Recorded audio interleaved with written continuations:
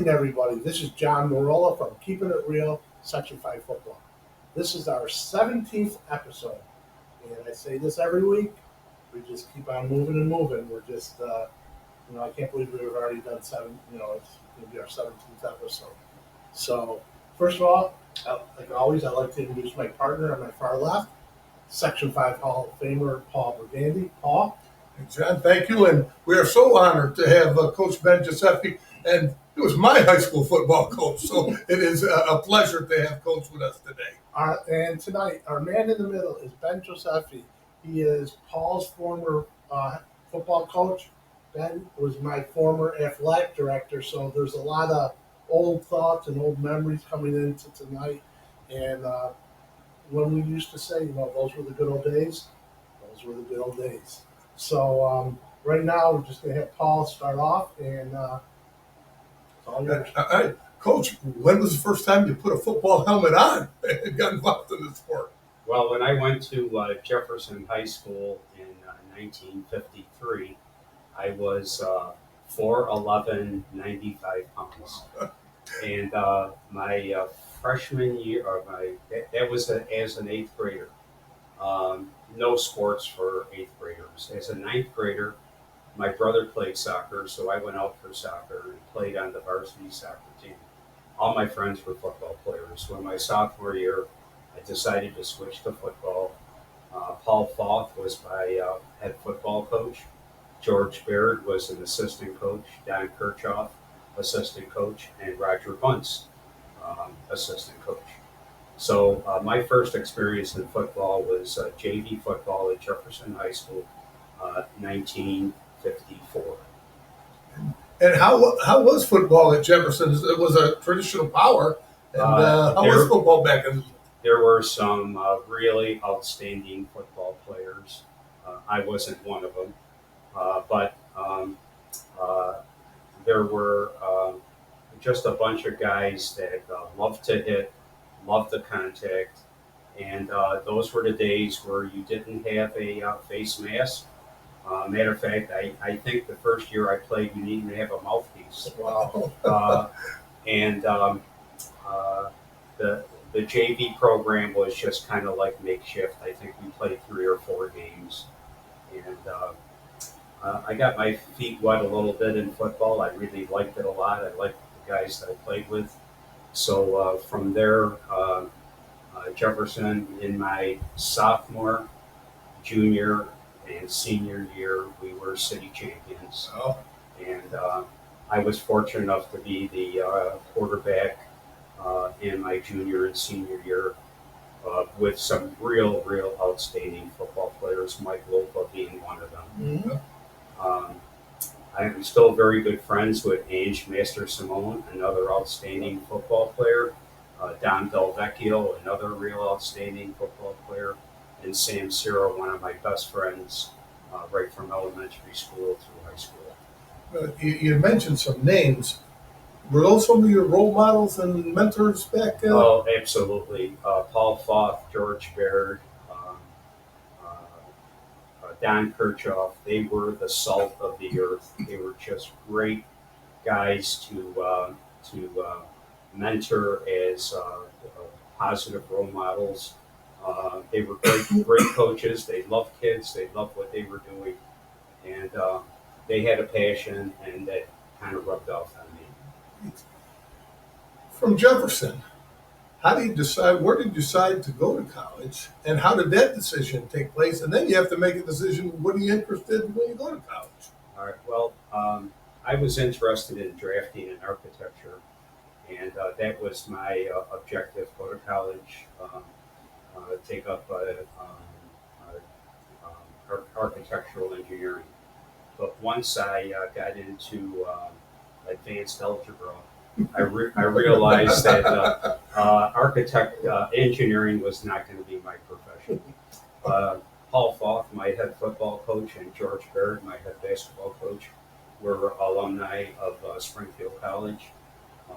They just mentioned in passing that if I was interested in physical education, consider Springfield College. Mm-hmm. So that's how I ended up at Springfield College.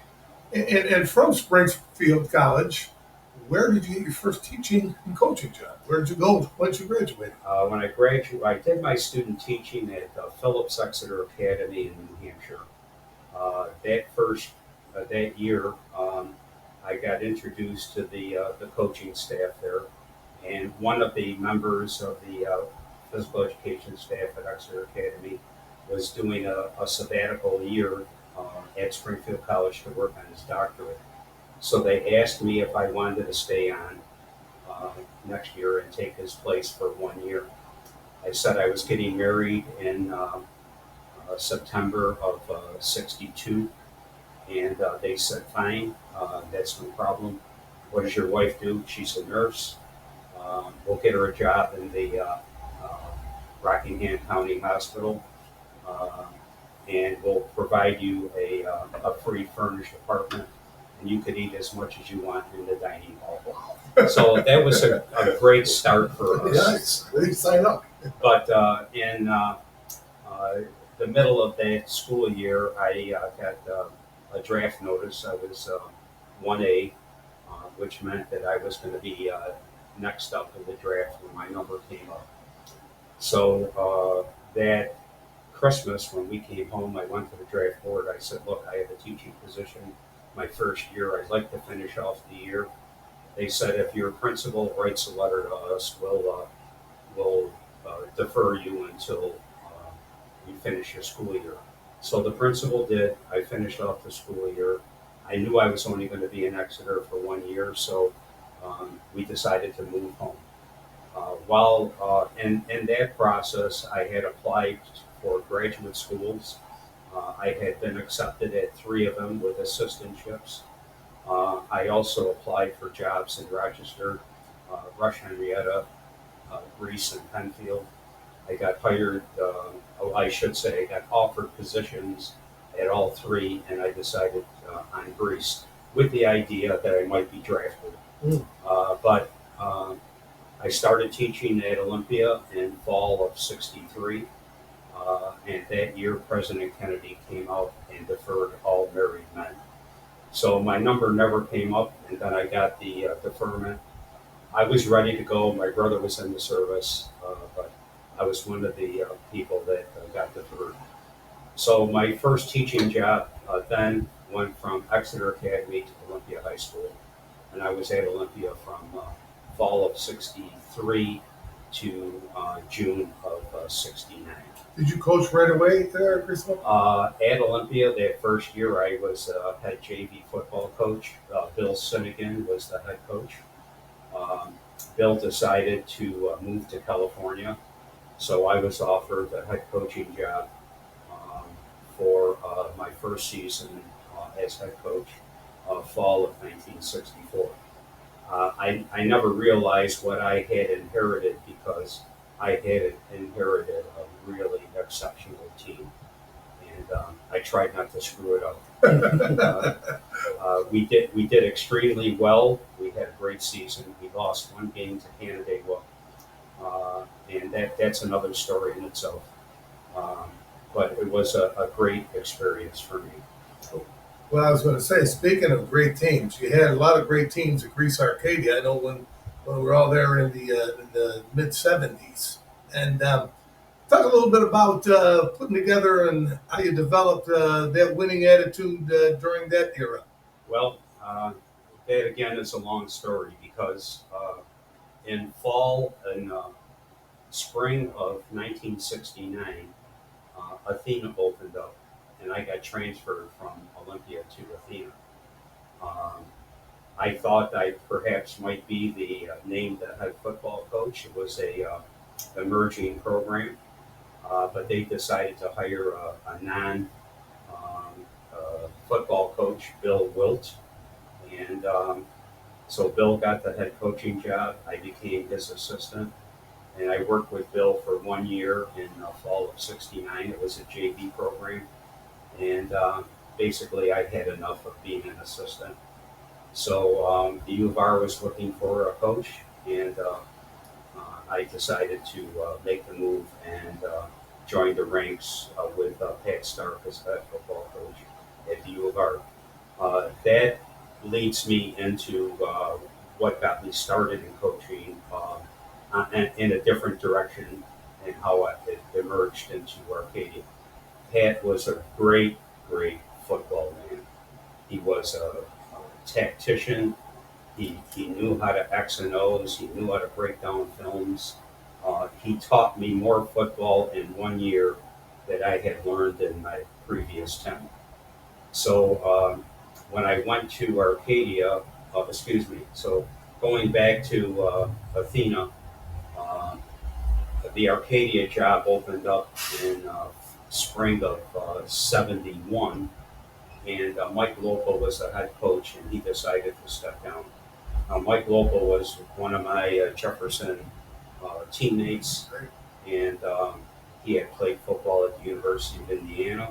He coached at um, a school in Chicago, Brother Rice, but he decided to step down. And I became the head football coach in '71. And basically, I took all of my educational football from Pat Stark and brought it to Arcadia. And that's where it all began. So the attitude of winning and uh, developing a football team, I, I, I have to say it all came from Pat Stark. But there was a few other mentors along the way, and I picked their brain a little bit. Um, in getting through my notes here, I'm sorry. That's fine. Uh,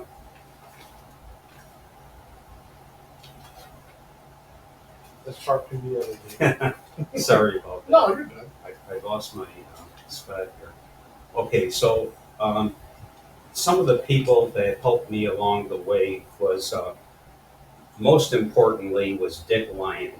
Dick Lyon was the head football coach at Ithaca College. He decided to take the defensive coordinator job at Army. So I just happened to connect with Dick Lyon because I had a football player, Bill Barker, that went to the uh, went to Army, West Point. West Point. Thank you. And so Dick Lyon was the defensive coordinator, and he helped recruit Bill Barker. And so I decided to pick his brain a little bit, and he got me started on the four-man front defense. In this area, that was unheard of. Everybody used a 50, and most teams had 6-3s. That was the big deal around Rochester, Monroe County.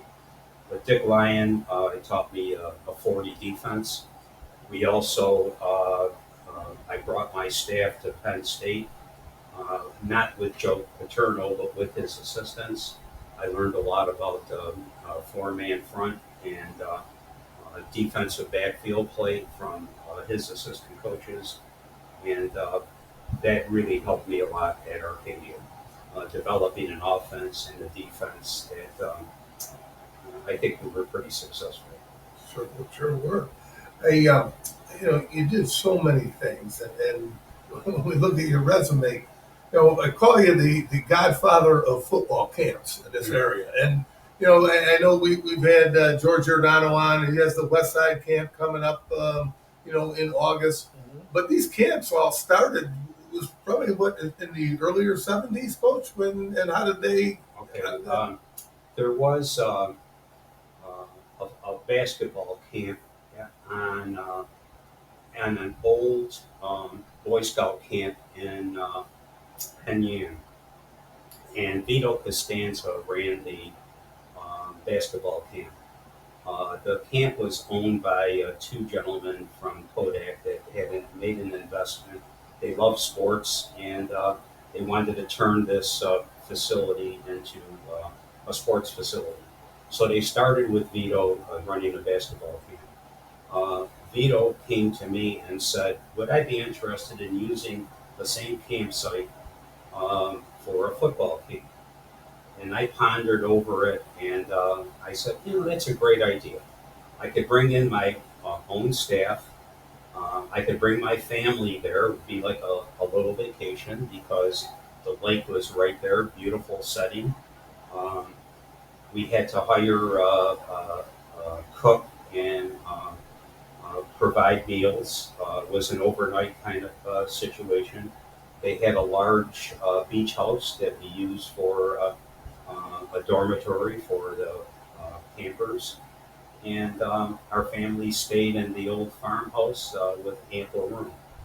My staff the first year was Don Santini, Warner Clayman from Rush Henrietta, uh, Don Noteware, who was the head football coach at Penn Yan. Uh, and some of the others that I brought in were Jeff Crane, um, Frank Lacona, uh, just to mention a few. Great And staff. so we did that for 3 years. We did the beach camp for 2 years, and the facilities were just not real conducive for a football camp. So I contacted the administration at Cuba College, and we were able to rent the college facility. That worked out beautifully because not only did they have the fields, they had the cafeteria, they had the dormitory, they opened the swimming pool to us and the gymnasium. So we had a great time at Cuba College. Um, During that interim, Ray Tellier took over as the head football coach at the U of R. Ray Tellier did not want to run a summer program. He knew that I was running a football camp, so he asked me, uh, as a former coach at the U of R, would I be interested in running a summer camp? I agreed. It would be just a day camp, so we didn't have to worry about dormitory facilities. We had the cafeteria for lunches. We had the swimming pool for recreation, and the gym if we needed it. And of course, we had a turf field, which at that time, 1973, there were no turf fields in the area, none. So it was a great transition for us. And I stayed with the U of R camp for 3 more years until I believe the alumni at the U of R told Ray Tellier, um, it's, your, it's yours to run and not an outside group, which was fine with me because at that time I became athletic director at Arcadia, and I had my hands full there, so it was a good time to give it up. Well, you had a lot of kids that went through those camps. I can tell you that. And I don't know what some of the large numbers that of kids that participated. Uh, I can't give you numbers off the top of my head. I think the first year we started with about 35. That was the Cuba camp. Maybe 40 or 45 the next couple of years. But when we went to the U of R, we had a huge turnout. I think we had over 100 kids one year, and we had a staff of about 8 coaches. So it was a lot of fun. It was a lot of work, but it brought the football camp to this area. The other, I want to get to talk a little bit about coaches. You got involved with the Section 5 football committee, and how did that all start? And you were with them for a long time. And how did that all? Right around the time, I'm going to say 1965, 66, Roger Bunce was the football coach at West High. I believe he became an athletic director at West High, and then went to Arundecoit as athletic director at Arundecoit. So in that time, Roger had some ideas. His first idea was to have a sectional champion. Section 5 never had a football champion. You played your schedule, you became a league champion, and that's where it ended. He also wanted to move it to a state football championship. And so in around 1966, 65, 66, we started a Section 5 football committee, and through a lot of work, a lot of communication, the state football committee, the sectional football committee, came up with a point system. And the point system was by classification, size of the school, we would be able to determine a sectional championship. Roger also lobbied to the New York State Athletic Association to increase the football schedule from an 8-game schedule to a 9-game schedule. That was approved, and that was the beginning of sectional champions in Section 5. We were able to convince the league chairman to run a 7-game league schedule, use the point system. The top 4 teams would have a playoff, and they would play 2 games to determine a sectional champion. In that interim, Roger also contacted all the sectional chairmen in New York State, and he scheduled a meeting in Albany, and at that meeting was the state department head of physical education and sports, and I can't remember that name, but at any rate, all the chairmen were there, and Roger presented a proposal to have a state championship. Every section would have to declare a sectional champion, and from the sectional champions, there would be a regional playoff. Following the regional playoff, the state playoff. So we had some hurdles to cover. The first hurdle was getting every section on board. The second hurdle was to create schedules that would allow for a regional champion, and then eventually a proposal to the state to increase the number of games to 10, and then ultimately an 11-game schedule. That was a big hurdle. There were a lot of administrators that were totally against increasing the length of the football season. And of course, you had the basketball coaches that were up in arms because now the football season would run into the beginning of the basketball season. But Roger was determined, and through a gentleman by the name of John Arpero from Section 4, and another gentleman from Section 3, I can't remember his name, they started to get the word out to all the sections. I will say this, that Section 11, Long Island was not interested. 8 and 11. They were not interested because they had their own champions, and they didn't want to change that. Syracuse University also got involved because at that time Don, head football coach, McPherson. John, Don McPherson. Well, I can't remember his first name. McPherson was really interested. He felt that was going to be a great recruiting tool, and Syracuse University offered up the Carrier Dome for the state championship. Also, they offered it up for regional games. But then, as McPherson left and others took over, and new athletic director, Syracuse University wasn't as extending. And so some of the regional football games were held at some local fields that were not turf fields, and it was like second class. But Roger was determined, and he made it happen. The other thing I know you were very involved with, and I just would like to know the origin of the Eddie Meath game. That again was one of Roger's brainstorms. He wanted to do an all-star football game, and he wanted to do a coaches clinic. So we were able to get a couple sponsorships. I want to go back a little bit to the coaches clinic before the all-star game.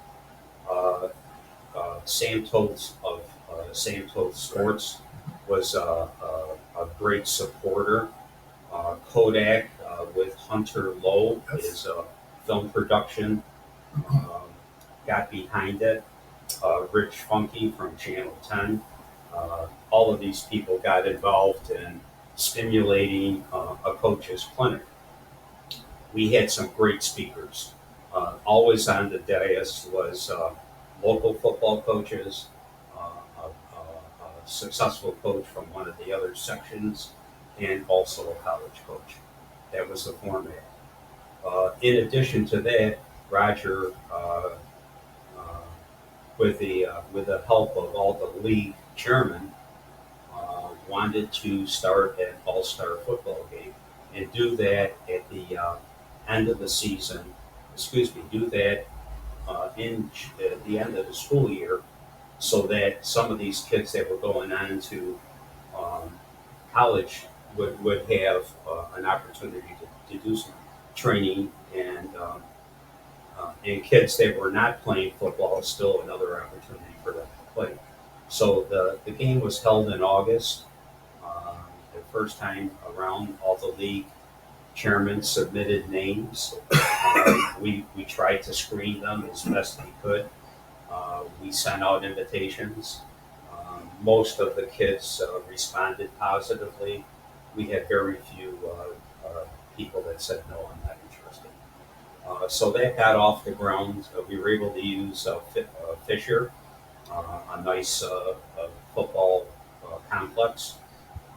The Buffalo Bills were just starting to train there. So we had a little bit of excitement with the Bills, the All-Star game, and all of that. So between the state, the sectional playoffs, the state playoffs, the All-Star game, the coaches clinic, being on the Section 5 and state football committee was a year-round job. You had a full There was plate. You had there a was full no plate. there was no downtime. No, None. that was And I want to add one more to it, Coach, that you took the lead at, and we were talking about that earlier. And you know, a lot of the coaches and players now, you have Huddle, and you can watch your games right on the internet. But back in the day, they had the 8 millimeter and the Super 8 films, and you organized the whole pretty much the county to get these films back to these coaches so they could evaluate. Well, that was a story in itself. On Saturday evening, you could drop off your films on Ridge Road West at one of the Kodak buildings, and they would have them ready for you Monday morning.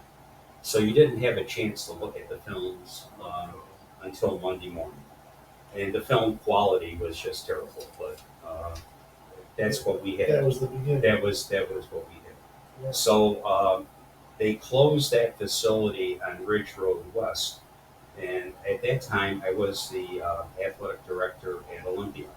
George Giordano was the head football coach, and we were concerned about how we would get the films developed and in a useful time frame. So there was a processing service in the Buffalo area. Matter of fact, right where Rich Stadium is, in Orchard Park. Orchard Park. So that lab agreed that if we dropped the films off Saturday night by 8 o'clock, they would process them, and they would have them ready for us by midnight or 1 o'clock in the morning. Then we would have to have the films brought back somewhere and picked up. So I organized it. I had a drop off. The Rochester drop off was the Holiday Inn on Ridge Road West.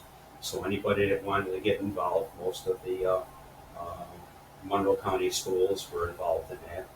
Then there was a drop off in Batavia at the Holiday Inn in Batavia. And then the films were all taken to the lab in Orchard Park, developed, and brought back to the same drop-off points. And the coaches would have to pick up their own films at that point.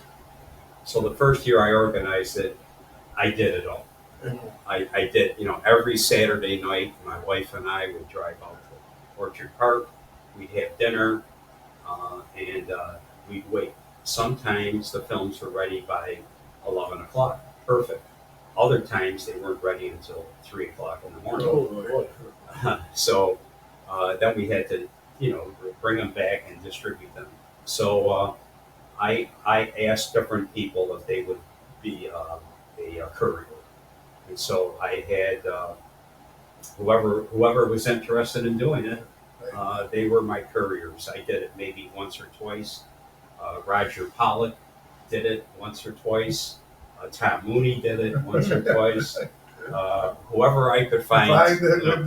Uh, so it was great when the films were ready right away. But when you had to wait until 2 or 3 o'clock in the morning, it was different. But it worked out. Everybody got their films by Sunday morning. They had the Sunday to work on them, Yeah. and everybody was happy with it. Coach, how did you make the decision to move on to administration and retire from coaching and teaching and take that route? In 1974, just finished the football season. My dad had a fatal heart attack. At that time, I was experiencing some vertigo. Maybe as a result of that, maybe some other things, who knows. But at any rate, I was offered the athletic director's position, but I would have to relinquish my physical education and coaching responsibilities. I thought it would be a good move. It was a 12-month-a-year job, an increase in pay. I had children going on to college, so I was thinking ahead a little bit and also thinking ahead about where I would want to be when I retired. So I thought it was a good move, and I did that. Um, and they didn't give me a lot of time to make a decision. They said, I don't know, within a week you have to decide. I talked it over with my wife, and we decided that would be a good professional move. When I look back on it, after I retired from the whole enchilada, I would have stayed in teaching and coaching. Administrative did not a position did not have the rewards that teaching and coaching did. You helped everybody, but it was thankless. Trying to hire coaches, trying to find officials, getting fields ready, fighting with the buildings and grounds crew, fighting with the transportation department about when buses would show up. Um, and then, to make matters worse, they decided that they were going to make athletic directors vice principals also. Oh, wow. So we had a dual role. That was an impossible job. And they didn't look at it that way. They just piled it on. As a matter of fact, one year, one of our vice principals left just before the school year started. So I had to pick up that duty and my own and athletic director. And it just ran me ragged. And it was 6 days a week, 10-hour days, just a thankless job. And the district office administration never appreciated any of it. Well, with all your experience, what would you tell listeners that want to get into coaching? As an athletic director, what you look for when you're hiring, putting together a staff, and seeing it from both sides, seeing it from the administrative side and the coaching side and teaching side. What advice would you give to some of these younger people that are getting into this field? First of all, anybody that's interested in coaching, they need to find mentors that not only could teach them strategy, but teach them how to coach, how to handle kids, how to organize a practice session. Because too many of the new coaches have the idea that they can coach when they have no knowledge of what coaching is really like. So preparation before you coach is important. Of course, they now have the coaching certification class, which is helpful, and that's one part of it, being certified. The other part of it is get the knowledge of what to do and go through the ranks. Start with a modified program and work your way up. Because I could say that when I first became a head football coach, I had a lot to learn as a head football coach. So, I'd like to just say, you said, it was a thankless job. I will let you know one thing. We were very thankful to have you at Olympia when we were there. You brought us as the coaches who you were. You're very organized, and that's important. I mean, at the time, when you're a 20-year-old kid and you're coaching, all you're thinking about is wins. Well, you brought more to us. And George, being the head coach at the time, what was George? 25 years old, I believe, at the time. And you brought that to us, and that really, later on as you're coaching, that becomes more and more, and that was because of you. well, So thank you. don't feel like you know everything was thankless. We were No. really, and Okay. it had to be a little tough on you at times, controlling a bunch of 20-year-old guys. You know, we were all hell bent for everything. Free spirits. You know what, but Coach, we thank you. There's so many people you have helped along the way, and for a lot of us that got into the teaching profession, we were young teachers, substitute teachers. You did us working in the building, kept us involved, got us involved with the coaching, looked after us, and you were such a mentor to so many people. And when you're saying thank us, no, we all do appreciate it, because Yes. we want you to know you did so many great things for Yes, us. yes. Thank you for saying that. And for new coaches, another thought is that you have to give attention to details. Nothing is too small that needs if it needs attention. You got to get it done. Little things like where do you put the blocking bags? Who brings them out? Who brings them in? Who lines the field? When is the field lined? Who takes care of the water? Um, who if someone is injured, who takes care of it? Because at that time when I first started coaching, we didn't have trainers. The coaches were the trainers, and so again, getting back to all the little details, that's really important. And when talking about mentoring, I mentioned Dick Lyon and I mentioned the Penn State coaching staff. I want to say that I learned a lot of football by Xing and Oing with Tony Marola and Bob Rosemarino. On Saturday afternoons, about six Saturdays in January, February, we would meet at Olympia and we would just talk football for 2 or 3 hours. Those guys had all the ideas of things that you would want to include in your program. Most of it, yes, it was Xing and Oing, but we also talked about handling kids. We talked about practice organization. We talked about different drills. Um, that was a great learning experience. I, one thing you were just talking about brought back an old memory of mine. You were talking about my father with Rose Marino. In the off season, they would get together, and I remember my dad telling me this. The story was when he was at Aquinas, and they were X and O downstairs. And at the time, he was the head football coach and PE um, teacher at Aquinas. And a student would come in as they're talking football and say, "Hey, coach, I need the grades of your students." And those would tell me, "Come back in a half hour." So they talk, and the kid would come back, "Coach, come back in a half hour."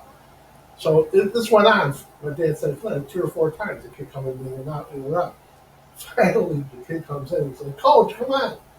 Rosie goes, "Give them all A's. Get out of here." So my dad just busted out laughing and all that. What he did do, though, after that is he got his grade book and gave it to the kids and said, here's all their grades. Go take care of what you got to take care of. Mm. But that was one quick story of Rosie and my father back in the day.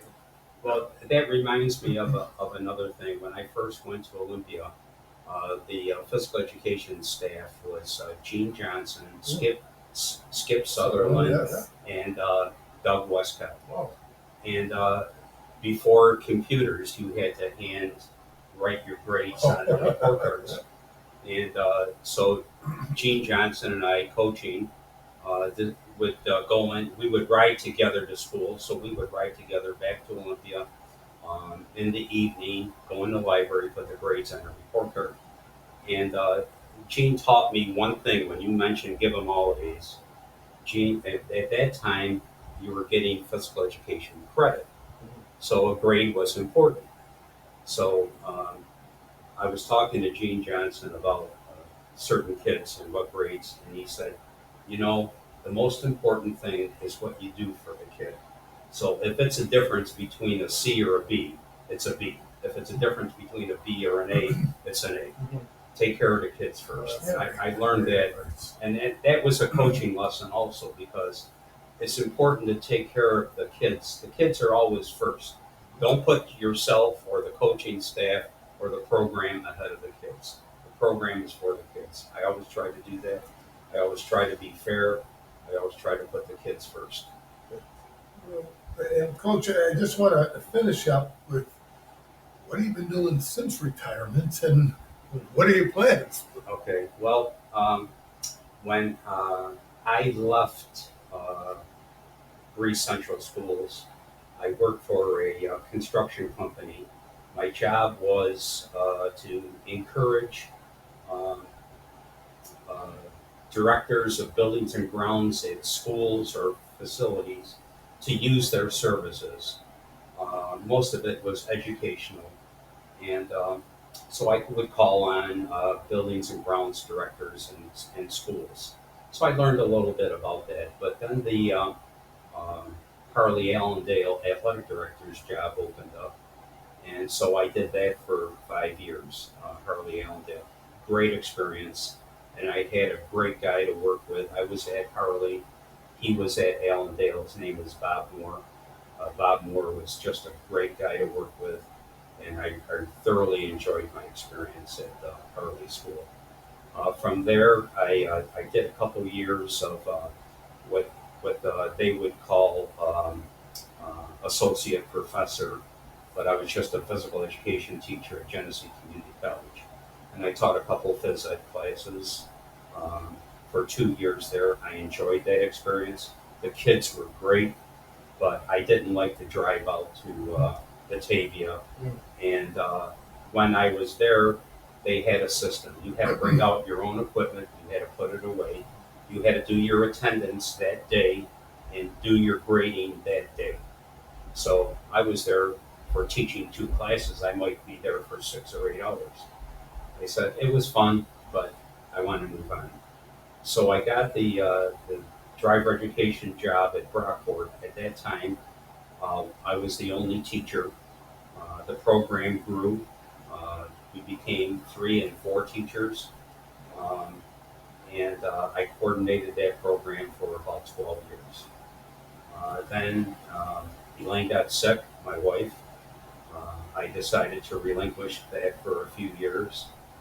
I went back to it for a couple of years, and then around the time of COVID, that was the time I gave it up, right around 2020. So, and since then, I'm a member at Ridgemont Country Club. I enjoy playing golf there.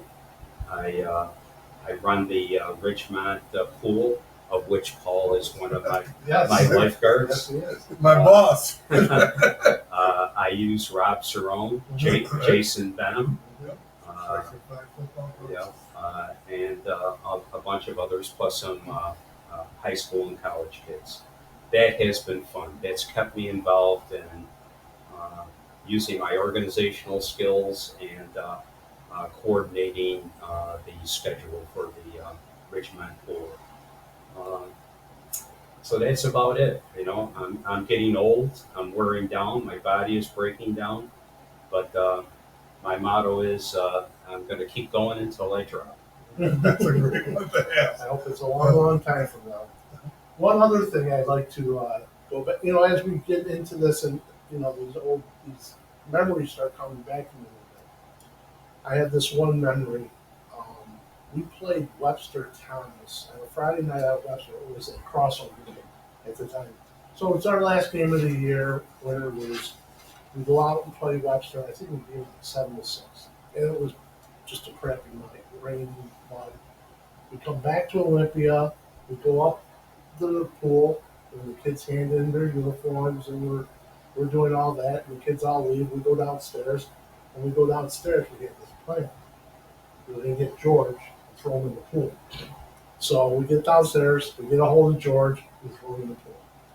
Well, we all ended up in the pool. The next morning, I happened to come up to Olympia to do something with George. And I'm walking down the hallway into the office, and you're in the office and all I hear is, what the heck was going on in there? What was going on in the pool? And George is like, I don't know what you're talking about. And I listened for about 10 seconds, and I turned around and went back out the door. And I was just like, oh my God. But like I said, when we started talking and going back, those to us, those were the days. Those are the days. You did teach us a lot. You may not have thought so or think so at the time, but as I went on with my coaching, the way you are is a part of coaching, being very organized. Because if you're not, it's going to bite you. Something's going to happen. So that part you gave me, and I gotta say thank you for that. Thank you, John. It does mean a lot. Me being fortunate enough to grow up a coach, son of a coach, football was always around. So I took bits and pieces from everybody that I was around. My father, Don Santini, you, everybody down with Don Quinn, everybody. It's just, you're all a part of us, and, your wings. So, like I said, it means a lot. Well, thank you. I will say that my experience is a teacher coach. I've had some terrific people surround me. My coaching staff, like Bill Coe, Mm-hmm. Dick Bennett, Al Best. A lot of people didn't think a lot of Al Best, but Al Best was a good football assistant coach. And when I coached track, I inherited some great distance runners. It was all because of Dick Fischler, and I never took credit for the distance runners. I always said I inherited them from Dick Fischler and Dwight Rogers, a math teacher at Arcadia. He worked with the distance runners, and I said, I'm staying away from him because I'll just screw him up. I had a great experience with track because any kid that was not involved in a spring sport that was a football player, I was able to get him out for track, find an event for him. Yep. And we had a lot of fun, like the shot putters, Fat Man's Relay. Yeah, George used to run those all the time, and it still does. Just a great experience. But the other part of that is working with Roger Bunce, working with Dick Cerrone, who happened to be a cousin through marriage, Rob Cerrone, who is my godchild, guys like Paul Burgandy, people that went on to coach, another coach at Havon, Bill Pierce, just a great guy with that I enjoyed coaching him, a wonderful family. Those were the experiences that will live in my heart forever. Fantastic. So much respect for you, Coach. So, Thank you. well done. I'm pretty good. Coach, you good? We're all good. You good? I say thank you. Thank you. Thank Guys. you. Thank you. Thank you. Now Thank you we're for going to having turn into that 1, 2, 3. 3, keeping it real. Okay, here we go. 1, 2, 3. Keep it real. Section 5. Good night. Have a Good great night. night.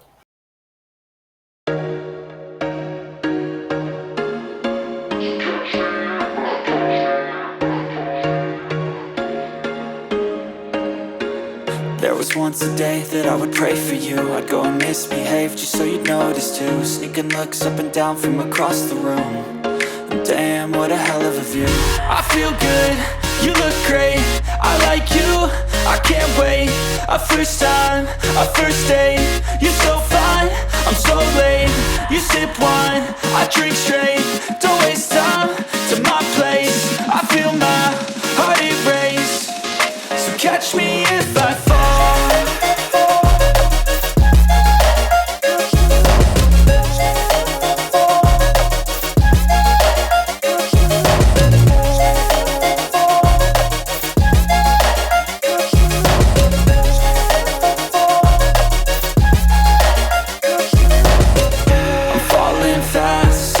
Praying that this night's gonna last. You got it all on tap, I'm loving your vibe, always have your back. We like all the same tracks, listen all night in the sheets all black. Said I'm falling fast, don't remember life before you, that's fact. I feel good, you look great, I like you, I can't wait. A first time, a first date. You're so fine, I'm so late. You sip wine, I drink straight. Don't waste time to my place. I feel my heart erase. So catch me if I